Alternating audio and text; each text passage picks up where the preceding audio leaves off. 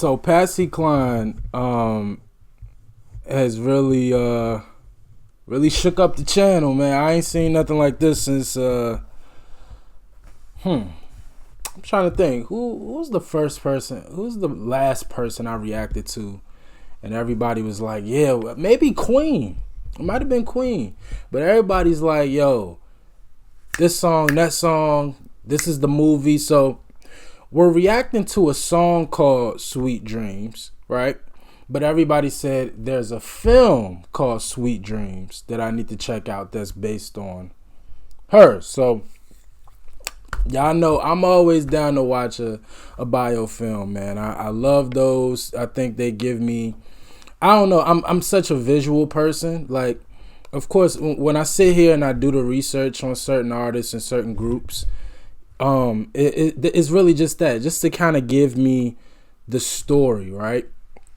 But I'm a visual learner. I've always have been, always will be. Like, I can't sit down and read a book and kind of learn things or get the gist of something. I actually have to see it.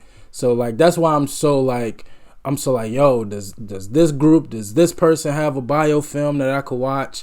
You know, just to give me some visual context. And then I start to like develop an emotional connection. Like, y'all saw me with Johnny Cash. I saw me on the Johnny Cash Walk the Line. You know, you saw me with Queen, you saw me with Elvis. It's something about watching a film or something visual that gives me, you know, that extra oomph that I'm looking for when I'm trying to connect to these artists. So I'm definitely going to check it out. I think I saw it up here on YouTube, so I'm going to check that out. But this is the song. This ain't the film. This is just the song, Sweet Dreams of You. And we'll do the song research afterwards. But let's hear what Patsy Cline got to give us on this one.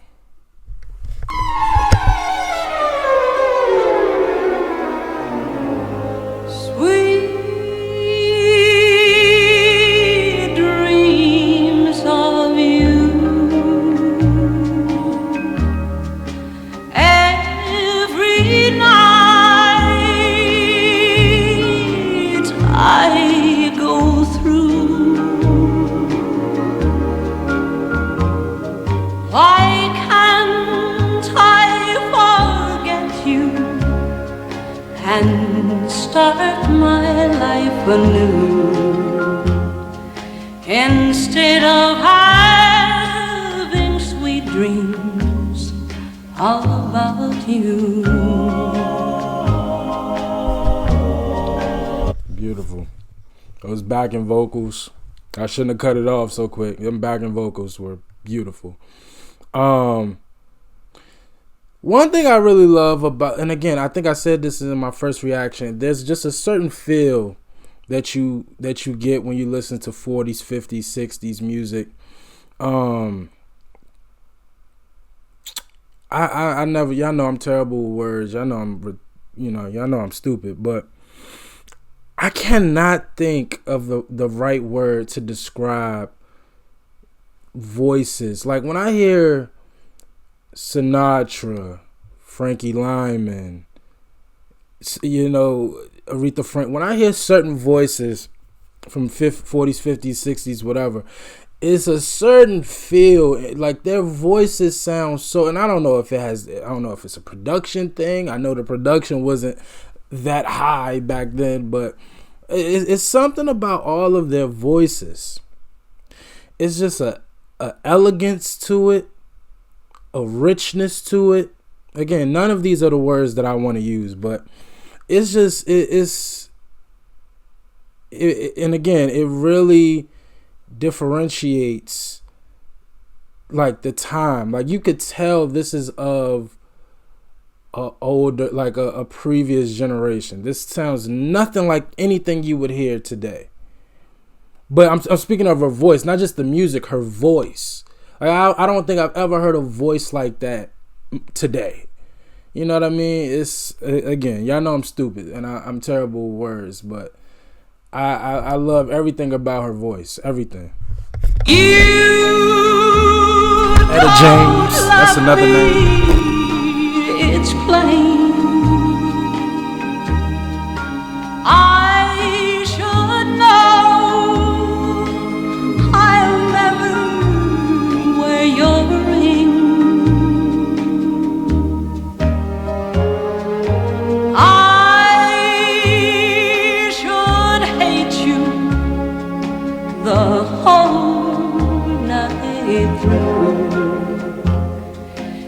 Instead of having sweet dreams about you, sweet. That was beautiful. The build up of the strings, the violins, that build up. They didn't put the orchestra or like, you know, the band credits. At least I don't remember reading them in the last Patsy Cline in the Crazy reaction. But the instrumentation here is amazing. Listen to this. Listen to the build up of the violins.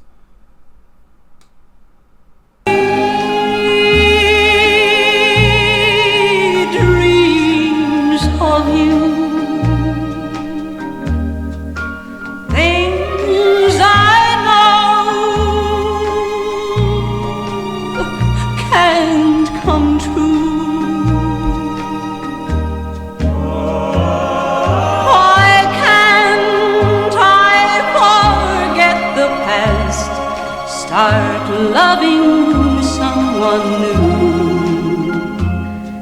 Instead of having sweet dreams about you.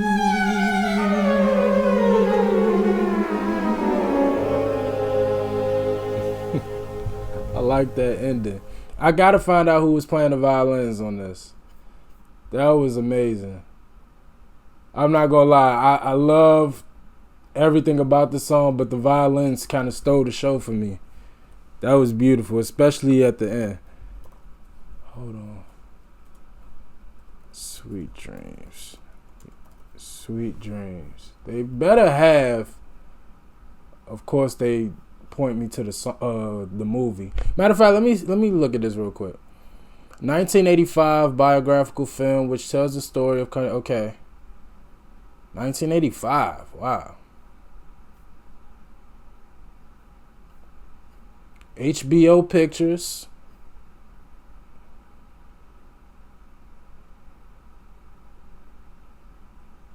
Okay. Alright, gotcha. Many actresses wanted the role of Patsy, including Meryl Streep, but she was turned down one of 3 times the actress was denied a role. Wow.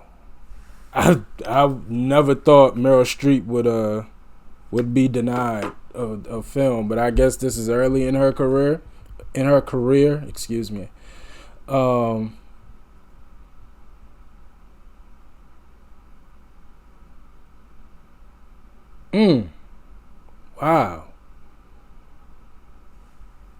All right. So now I know what to expect when I do the film reaction. But okay, we're looking for the song. Okay, Sweet Dreams. Excuse me. Song. Oh, it's not her song. Don Gibson. Okay. Sweet Dreams or Sweet Dreams of You is a country ballad which was written by Don Gibson. Gibson originally recorded the song in 1955. His version hit the top 10 of Billboard's country chart, but was eclipsed by the success of a competing version of Fair and Young. Okay. In 1960, after Gibson had established himself as a country music superstar, he released a new version as a single. Okay, here's Patsy. Okay, Patsy. In early 1963, Patsy Cline was recording songs for her next album, Faded Love, which was set for release in late March 1963. She recorded Sweet Dreams for the album on February 5th. However, on March 5th, she died in a plane crash. Gotcha.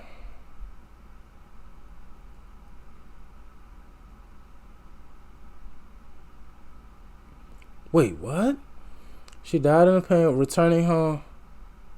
upon returning home from a family. Jack called a disc jockey who was killed in an automobile accident. Therefore, the album was never released.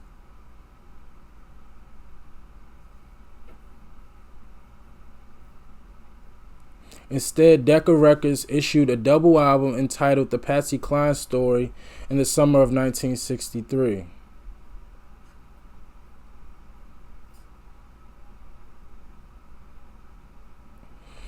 It was said that Cline did not like the use of the violins that producer Owen Bradley was bringing into the song because she feared she was becoming too pop for her country audience. Again, I said it in a crazy reaction. I don't think country when I hear her.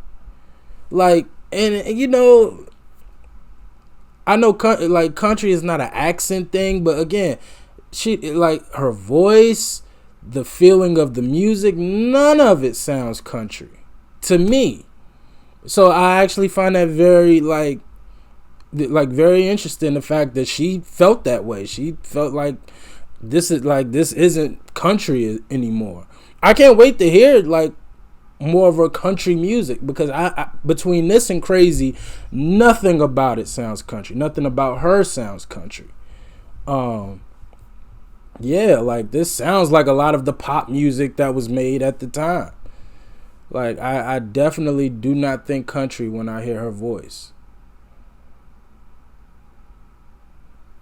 Featured in a couple of movies. It was number 44 on the Hot 100, 5 on Hot Country Songs. Wow, it's a bunch of people that made a version to this song. Wow. But Patsy's version appears to be the biggest one. The most recognizable version. I enjoyed this, man. Again, you know, the fact, so once again, her death was, you know, kind of a big part of this song and the story, because you know, she literally made this right before she passed away. But it's a beautiful song. Her voice is beautiful. It's sad that she didn't like the violins. I you know, again, and maybe what was his name? Owen Bradley. Like maybe that was his motive. Like, you know, and I don't know what the landscape was of music. I would assume pop has always been the biggest genre of music as it pertains to like notoriety and money.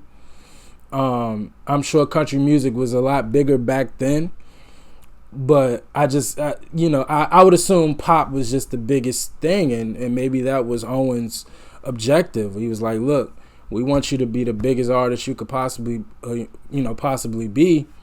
Let's kind of incorporate certain things that would, you know, just appeal to a bigger audience. And, you know, Patsy didn't like that, and I appreciate that. I appreciate her honesty. And I appreciate the fact that she wanted to be authentic and true to herself. She, you know, that I'm not pop. I'm not a pop artist. I don't want to be.